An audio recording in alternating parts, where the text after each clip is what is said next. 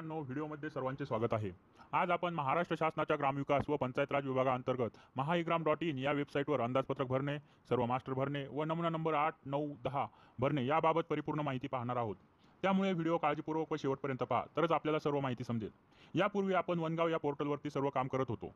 त्यामध्ये आपण ग्रामपंचायतचे 1 ते 33 नमुने माहिती, ग्रामपंचायतमधून देण्यात येत असलेले सर्व दाखले त्या वेब पोर्टलवरून देत होतो. परंतु शासनाने आता आपल्याला नवीन महाईग्राम.in हे पोर्टल उपलब्ध करून दिले आहे आणि आपल्याला जुना डाटा बॅकअप मिळणार नसल्याने आपल्याला सर्व माहिती पुन्हा भरायची आहे. त्यामुळे व्हिडिओ शेवटपर्यंत पहा. आता आपण महाईग्राम.in ही वेबसाईट सर्च करू. ही वेबसाईट सर्च केल्यानंतर या ठिकाणी आपल्याला लॉग इनवर क्लिक करायचे आहे. लॉग इनवर क्लिक केल्यानंतर आपल्याला असे होम पेज येते. असे पेज दिसल्यानंतर आपल्याला या ठिकाणी युजर नेम, पासवर्ड व कॅप्चा कोड टाकून लॉग इन करायचे आहे. युजर नेममध्ये आपल्याला आपला CSC ID टाकायचा आहे व पासवर्ड आपल्याला तालुका व्यवस्थापक यांच्याकडून मिळणार आहे. त्यानंतर आपण कॅप्चा कोड टाकून घेऊ. कॅप्चा कोड टाकून झाल्यानंतर आपण लॉग इनवर क्लिक करूया. लॉग इनवर क्लिक केल्यानंतर अशा प्रकारे होम पेज दिसेल, ज्यामध्ये आपल्याला आपल्या ग्रामपंचायतचे नाव, तालुका आणि जिल्हा दाखवला जातो. यानंतर आपण सविस्तर माहिती यावर क्लिक करू. त्यानंतर ग्रामपंचायत माहिती हा पर्याय निवडून घेऊ. ग्रामपंचायत माहितीमध्ये आपल्याला ग्रामपंचायत नाव, जिल्हा परिषद नाव, पंचायत समिती नाव, त्यानंतर CSC ID ला लिंक असलेला आपला मोबाईल नंबर आलेला आहे. त्यानंतर आपल्याला आपल्या ग्रामसेवकांचे नाव टाकून घ्यायचे आहे. त्यानंतर इथं पत्ता टाकायचा आहे व ग्रामसेवक मोबाईल नंबर टाकायचा आहे.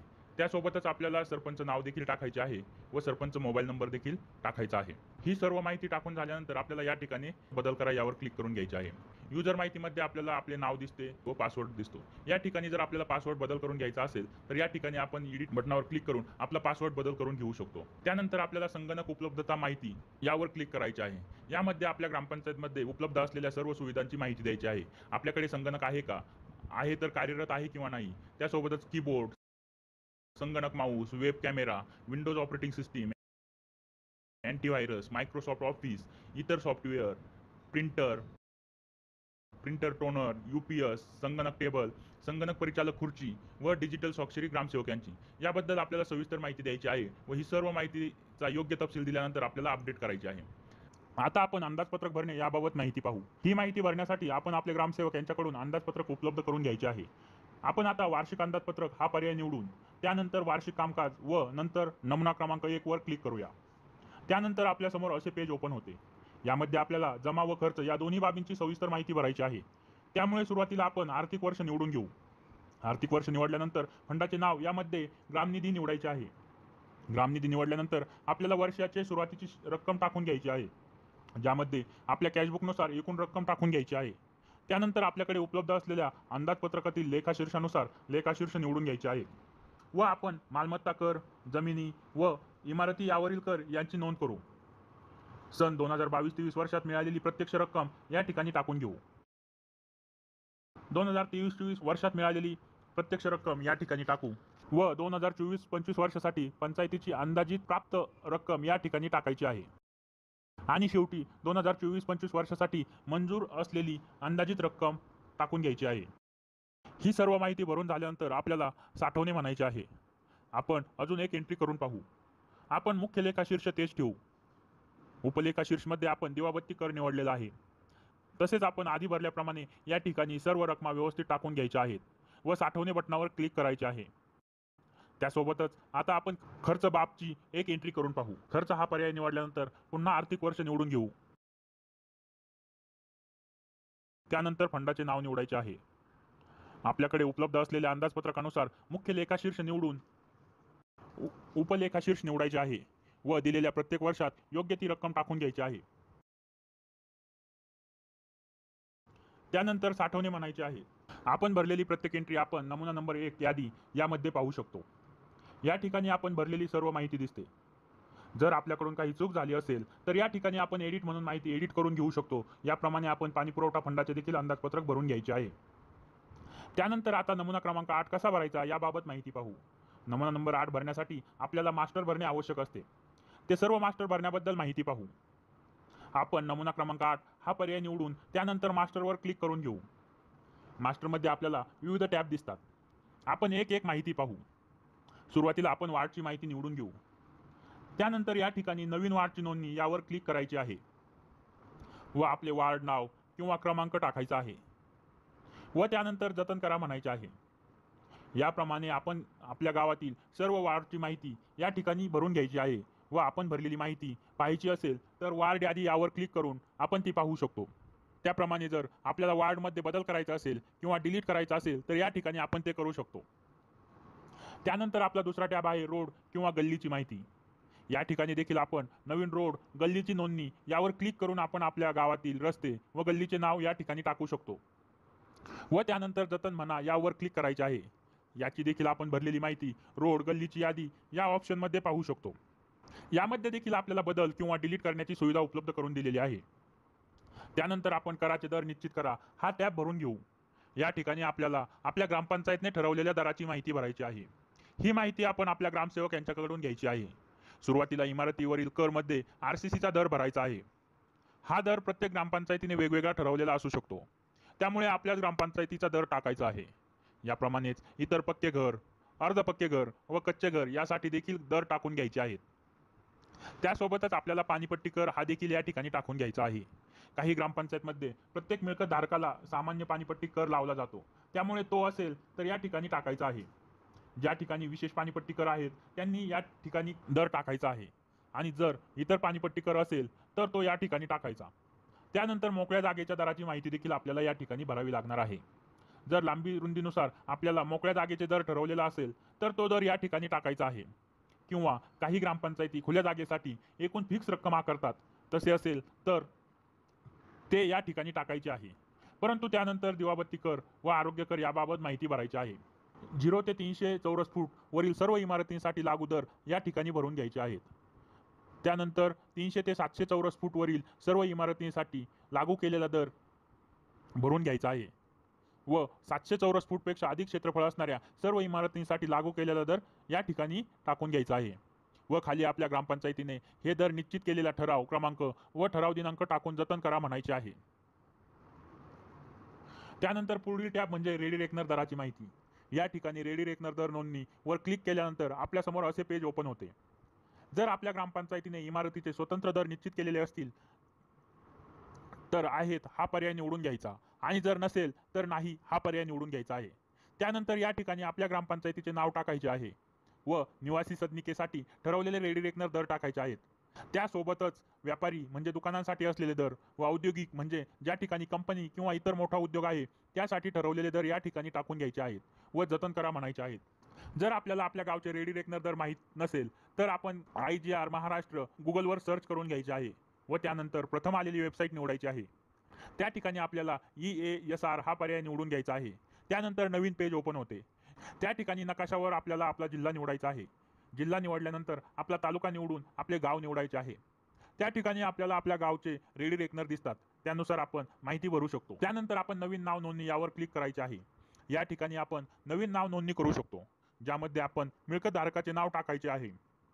त्यानंतर मिळकत धारकाचे लिंग निवडून घ्यायचे आहे. या ठिकाणी मोबाईल नंबर टाकायचा आहे. तसेच पत्नीचे नाव टाकू शकतो. आधार कार्ड क्रमांक व ईमेल ID ही सर्व माहिती आपण टाकून घेऊ शकतो. मोबाईल नंबर हा टाकूनच घेऊ, कारण या वेबसाईटवरती मिळकत धारकाला पट्टीसाठी मोबाईल व व्हॉट्सअपद्वारे मेसेज करण्याची सुविधा देखील उपलब्ध करून दिलेली आहे. त्यामुळे आपण मिळकत धारकाचा मोबाईल नंबर बिनचूक टाकायचा आहे व जतन करा म्हणायचे आहे.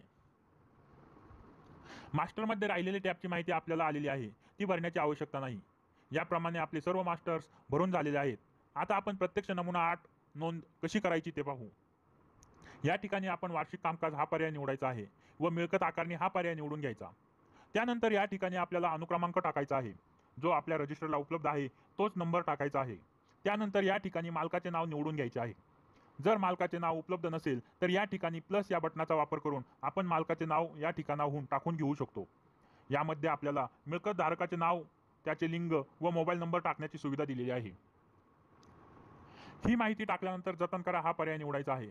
त्यानंतर भोगवटा धारकाचे नाव निवडायचे आहे. आपण ज्या मिळकत क्रमांकाची नोंदणी करीत आहोत तो मिळकत क्रमांक टाकायचा व वार्डचे नाव निवडून घ्यायचे आहे. त्यानंतर रस्त्याचे नाव निवडायचे आहे. जर आपल्याकडे सिटी सर्वे नंबर उपलब्ध असेल तर ती माहिती या ठिकाणी टाकू शकतो व गट नंबरमध्ये घर बांधलेले असेल तर तो गट नंबर या ठिकाणी टाकावा. मिळकत वैयक्तिक आहे की सामायिक ते या ठिकाणी निवडून घ्यायचे आहे. त्यानंतर मिळकत प्रकार निवडायचा आहे. यामध्ये जर मिळकत वैयक्तिक मालकीची असेल तर खाजगी मालकी हा प्रकार निवडायचा आहे. तसेच एखादी इमारत धार्मिक कार्यासाठी वापरली जात असेल, परंतु जर तिला कर आकारायचा असेल तर धर्मादायी करपात्र हा पर्याय निवडायचा आहे. किंवा जर त्याच इमारतीला करमुक्त करायचे असेल धर्मादायी करामध्ये सूट हा पर्याय निवडायचा आहे. धर्मादायी संस्था म्हणजे ज्या संस्थेची नोंदणी धर्मादाय आयुक्त यांच्याकडे केलेली आहे अशी संस्था. तसेच स्थानिक पातळीवरील इमारत धार्मिक कामासाठी वापरात असेल तर त्या इमारतीसाठी देखील धार्मिक कर पात्र व धार्मिक करामध्ये सूट हे 2 पर्याय उपलब्ध आहेत. तसेच आपल्या गावात एखादी शैक्षणिक संस्था असेल तर त्यासाठी देखील आपण कर आकारू शकतो किंवा करामध्ये सूट देखील देऊ शकतो. तसेच सरकारी मालकीची एखादी इमारत असेल तर त्यासाठी आपण सरकारी मालकी हा पर्याय निवडून घ्यायचा आहे. त्यामुळे त्या इमारतीस कर लागत नाही. तसेच जर संरक्षण क्षेत्रातील शौर्य पदक किंवा सेवा पदक धारण व्यक्ती असेल तर हा पर्याय निवडून घ्यायचा आहे. त्यामुळे त्या नियमानुसार त्या मिळकत धारकास कर सवलत मिळते. जर एखाद्या स्थानिक प्राधिकरण मालकीची इमारत असेल तर आपण त्या पद्धतीने हा पर्याय निवडून घेऊ शकतो.